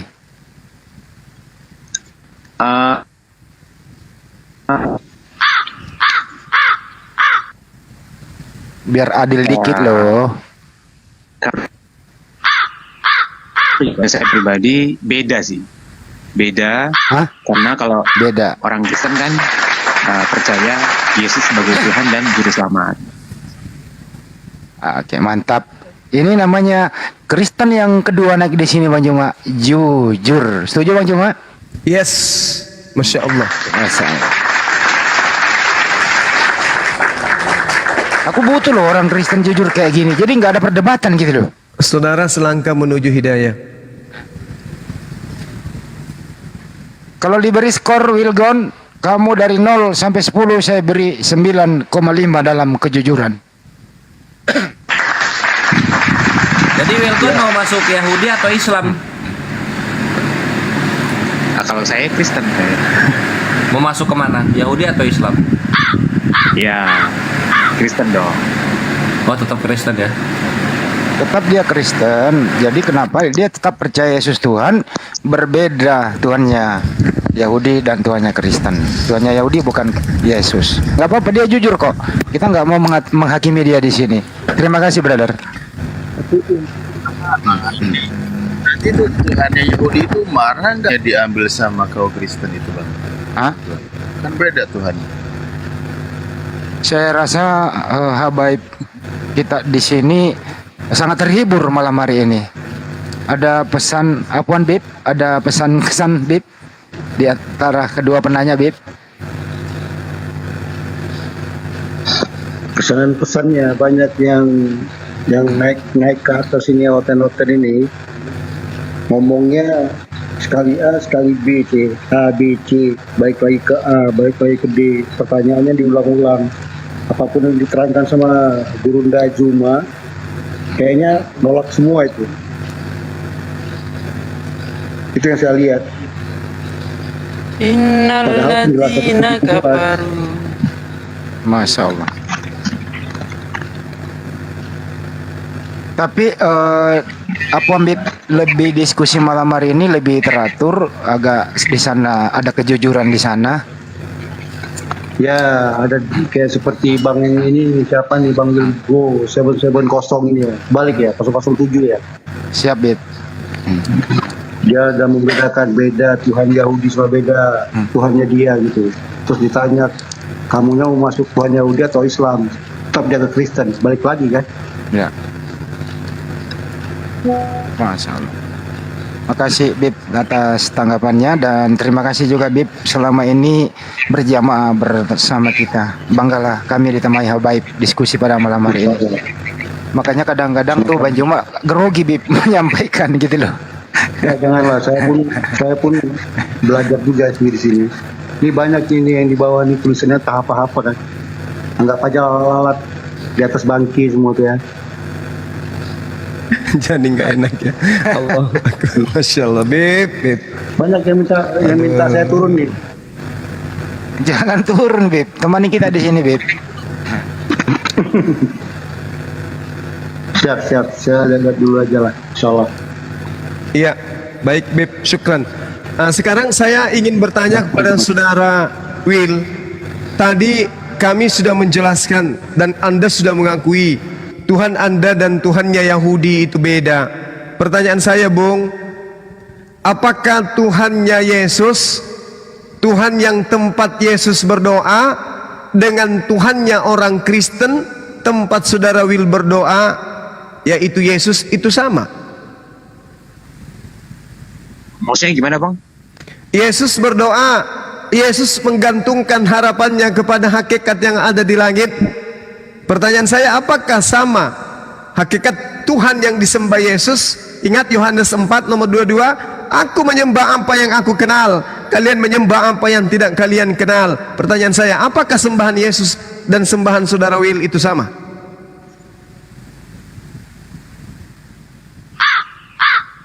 Sembahan Yesus sama sembahan saya. Kalau Ya. ya itu bang, kalau kita belajar baik, Aduh, putus bulan.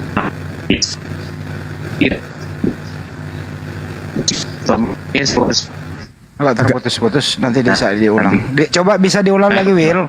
Signal kamu Dek.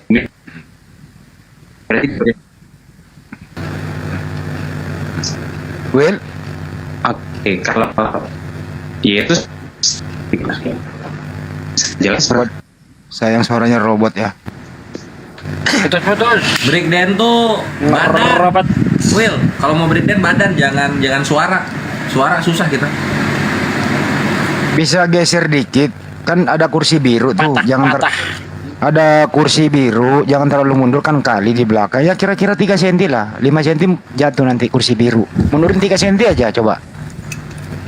Dapat signal. Coba. Dulu itu masuk parit betulan loh Bang Andi. Iya bener, masuk parit bener. Dia lagi nonton di dangdutan.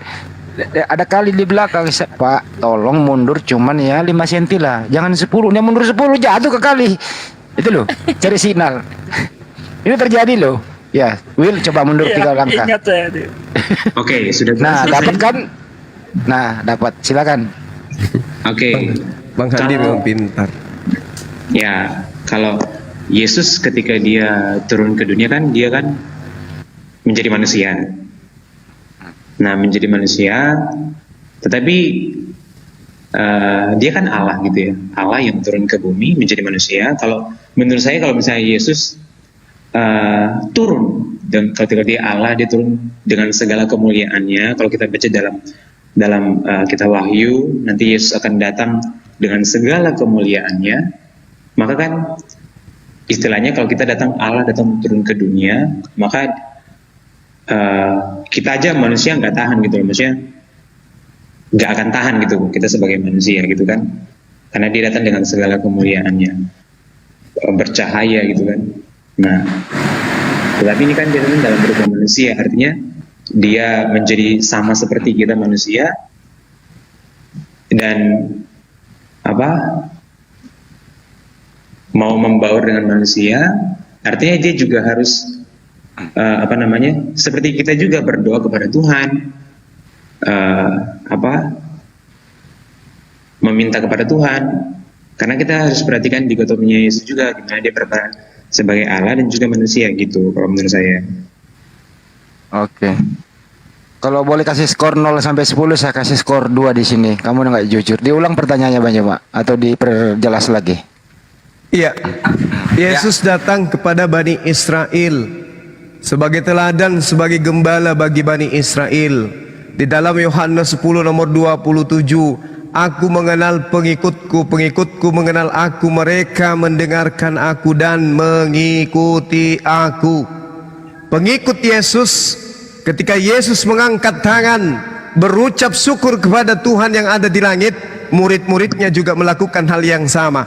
Ketika Yesus sunat, muridnya mengikuti sunat. Ketika Yesus puasa, dia puasa. Ketika Yesus bertauhid, muridnya juga bertauhid. Ketika kemudian Yesus menyembah kepada hakikat yang ada di langit, murid-muridnya juga akan melakukan hal yang sama. Ketika Yesus menyembah kepada anak Maria, tentu muridnya juga akan menyembah kepada anak Maria. Tapi pernahkah Yesus melakukan itu? Tidak. Yesus bukan ateis dan Yesus bukan Kristen. Yesus adalah praktisi Taurat. Galatia 4 nomor 4, dia praktisi Taurat, dia taat kepada Taurat, dia tunduk kepada hukum Taurat. Berarti dia adalah praktisi Torah, berarti dia adalah pelakon daripada umat Nabi Musa alaihissalam. Pertanyaan saya, Yesus bertuhan, apakah Tuhan Yesus sama dengan Tuhannya Saudara Will? Silakan. Wah, agak Tuhannya Yesus sama dengan Tuhannya saya. Yes. Kalau nah itu Bang, makanya tadi saya bisa bilang kita harus kenal Yesus ini dari, makanya kan ada dikotomi Yesus, sebenarnya Yesus berperan sebagai manusia dan juga dia berperan sebagai Allah gitu Bang. Oke, ini ilustrasi yang Anda sampaikan pengajaran Yesus atau pengajaran di luar Yesus? Iya, Yesus. Di mana Yesus mengatakan dia dua natur? Bukan dua natur. Ya, yang tadi saya sudah sampaikan Bang. Yesus datang sebagai manusia normal lah kita. Nah, tetapi ada hal-hal lain yang bisa menunjukkan bahwa dia juga Allah gitu Bang. Loh, apakah Anda tidak mengindahkan kesaksian Yesus? Coba kita baca Yohanes 1. Coba ya. Yohanes 1 666 nomor sebentar. 1 sampai 18. Buat 66 bentar dulu, biar Will clear baru pindah ke Anda. Iya, artinya Sabar dulu Pak 66. Pak 66 saya kan belum memperbolehkan bicara biar nggak kredit, biar Willnya dulu kelar. Oke, sabar. Anda bisa pakai waktu sampai jam 3 subuh nggak apa-apa buat Anda. Sabar dulu sedikit ya. Siap. Makasih Bang. Will, silakan Will. Ya, itu Bang, yang tadi saya sampaikan Bang. Kan Yesus ketika datang ke dunia kan dia menjadi manusia, ya kan, menjadi manusia normal seperti kita, gitu kan. Tapi ingat juga bahwa ada hal-hal yang dilakukan Yesus yang memang menunjukkan dia Tuhan, gitu loh. Dan kalau kita baca dalam Alkitab juga, ketika Yesus juga berkuasa loh ketika dia turun ke bumi, dia berkuasa untuk mengampuni dosa manusia. Nah, yang berkuasa mengampuni dosa manusia kan Tuhan. Tidak ada dalilnya Bung, Yesus berkuasa mengampuni dosa. Nah, ini Bang, Markus kalau Bang 2:10 baca, ya waktu dia ketemu dengan orang yang sakit kusta, dia mengatakan bahwa dosamu sudah diampuni. Dosamu sudah diampuni. Bukan dosamu telah aku ampuni, dosamu telah diampuni. Gini. Itu kan? Ya, silakan. Oke. Silakan Bang. Kisah Para Rasul 2 nomor 22. Orang-orang Israel harus tahu bahwa Yesus Kristus, yaitu manusia yang berasal dari Nazaret, adalah telah ditentukan oleh Allah untuk menjadi perantara bagi Allah, agar Allah melakukan mujizat, tanda-tanda, kekuatan di tengah-tengah Bani Israel melalui Yesus. Jadi Yesus ini hanya perantara untuk Tuhan melakukan mujizat di tengah-tengah Bani Israel. Jelas di situ. Yesus ditentukan sebagai perantara Tuhan untuk Tuhan melakukan mujizat melalui perantaraan Yesus. Makanya Yesus mengatakan, aku tidak dapat berbuat apa-apa dari diriku sendiri. Satu. Kedua, Noise 66 Kedua, siap. Yohanes 5 nomor 36. Ada kesaksianku yang lebih penting daripada kesaksian Yohanes Pembaptis, bahwa semua pekerjaan yang aku lakukan, menyembuhkan orang mati, membangkitkan orang mati, membuat orang buta melihat, orang lumpuh berjalan, pekerjaan-pekerjaan itu semua yang aku lakukan sekarang, dan pekerjaan itu yang bersaksi bahwa Bapa yang telah mengutus aku. Bahwa itu artinya bahwa Yesus bersaksi tentang dirinya, bahwa dirinya adalah utusan Tuhan. Kenapa Anda bersaksi tidak sama dengan kesaksian Yesus? Anda mengatakan dia memang manusia, tapi ada pekerjaan-pekerjaan yang pada dirinya itu terdapat ketuhanan. Sementara justru hal-hal yang membuat Anda menuhankan Yesus, Yesus persaksikan hal-hal itu justru menjadi bukti bahwa dia adalah utusan Tuhan. Sebagai utusan Tuhan, jangankan membangkitkan Lazarus, membangkitkan seluruh umat manusia pun Yesus bisa. Sebagai utusan Tuhan, andai saja Yesus minta kepada Tuhan bahwa menerbitkan matahari dari selatan dan juga membenamkan matahari di utara, itu pun bisa terjadi. Kenapa? Dia wakil Tuhan, coy. Wakil presiden punya wewenang, ada legalitas yang diberikan untuk melakukan satu titah atau perintah. Yesus ini bukan wakil presiden, bukan wakil PBB, Bung, bukan wakil dunia. Dia wakil pencipta langit dan bumi. Jadi kalau Yesus melakukan satu kemujizatan, melakukan satu kekuatan, melakukan satu tanda-tanda, orang berakal tidak akan kemudian menuhankan dia. Kenapa? Karena dia wakil Tuhan, coy. Dia wakil Tuhan.